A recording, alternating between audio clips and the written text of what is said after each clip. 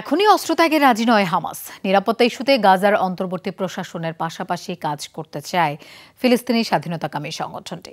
উপত্যকা পুনর্গঠনে পাশে থাকার কথা বললেও ফাতার নেতৃত্বাধীন কর্তৃপক্ষের হাতে শাসন ব্যবস্থা ছাড়ের বিষয়ে আছে আপত্তি। দাবি, নির্বাচনের মাধ্যমে গঠিত হতে হবে নতুন প্রশাসন। রয়টার্সকে দেয়া এক বিশেষ সাক্ষাৎকারে এসব কথা জানিয়েছেন হামাসের শীর্ষ নেতা মোহাম্মদ নাজ্জাল। গাজায় যুদ্ধবিরতি কার্যকর হলেও অনেক বিষয়েই ইসরায়েল ও হামাসের চাওয়া পাওয়ার মাঝে এখনও রয়ে গেছে বিস্তর ফারাক। যুক্তরাষ্ট্র অস্ত্র ফেলে দিতে হামাসকে বারবার চাপ প্রয়োগ করলেও এতে এখনও সম্মত হয়নি ফিলিস্তিনের স্বাধীনতাকামী সংগঠনটি। জিম্মিদের মরদেহ হস্তান্তর নিয়েও চলছে দ্বন্দ্ব। এমন পরিস্থিতিতে ব্রিটিশ সংবাদ সংস্থা রয়টার্সের ক্যামেরার সামনে এলেন শীর্ষ হামাস নেতা মোহাম্মদ নাজ্জাল। সেখানেই তিনি জানিয়েছেন গাজা নিয়ে গোষ্ঠীটির নানা পরিকল্পনার কথা।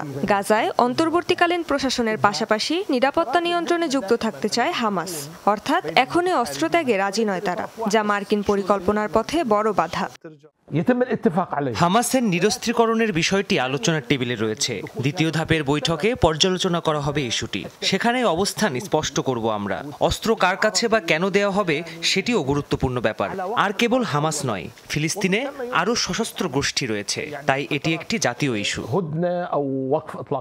অন্তত 3 থেকে 5 বছরের জন্য যুদ্ধবিরতিতে রাজি হামাস, জানান নাজ্জাল। এর মূল লক্ষ্য হলো গাজা পুনর্গঠন এবং সাধারণ মানুষের স্বাভাবিক জীবন ফিরিয়ে আনা। কেমন হবে ফিলিস্তিনের ভবিষ্যৎ তা নিয়ে আলোচনা চলবে যুদ্ধবিরতির মাঝেই।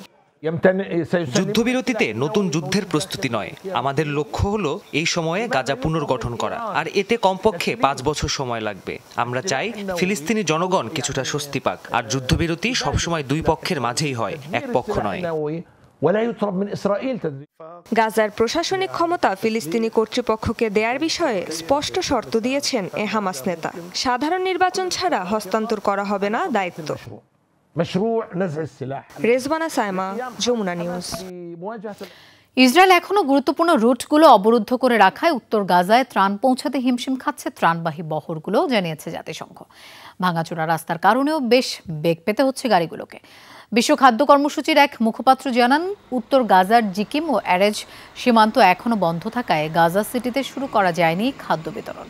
সেখানেই চলছে সবচেয়ে তীব্র মানবিক সংকট। যুদ্ধবিরতির পর প্রতিদিন গড়ে প্রায় 560 মেট্রিক টন খাদ্য গাজায় প্রবেশ করছে, তবে এটি এখনও প্রয়োজনীয় মাত্রার অনেক নিচে। জাতিসংঘ জানিয়েছে, ব্যাপক অপুষ্টি, গৃহহীনতা ও অবকাঠামো পুনরুদ্ধারে প্রতি সপ্তাহে প্রবেশ করতে হবে হাজার হাজার ত্রাণবাহী ট্রাক।